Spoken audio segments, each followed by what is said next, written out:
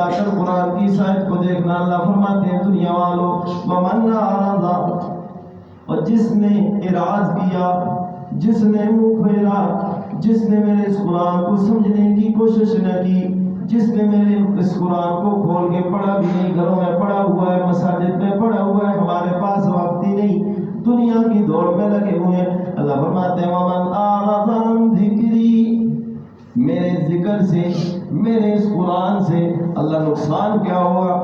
فَإِنَّ لَهُ مَعِيشَةً ضَنْكَا، میں اس کی معیشت کو تنگ کر دوں گا.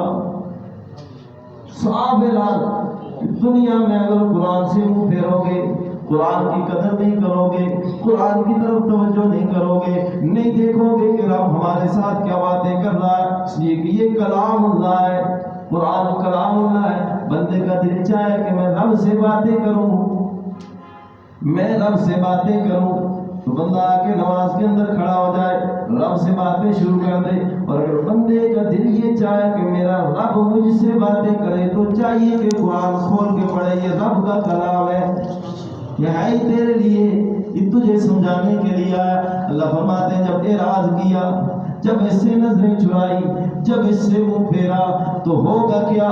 میں تیری معیشت کو تنگ کر دوں گا، میں تیری گزران کو تنگ کر دوں گا. سب کچھ ہوتے ہوئے بھی تجھے سمجھ نہیں آئے گی کہ میں کیا کروں. اور دنیا کے اندر تو یہ نتیجہ، دنیا کے اندر تو یہ نتیجہ کہ معیشت کی تنگی. اور پھر آخرت میں فرمایا وَنَحْشُرُهُ يَوْمَ الْقِيَامَةِ أَعْمَىٰ، پھر کل قیامت کے دن میں اندھا کر کے تمہیں اٹھاؤں گا.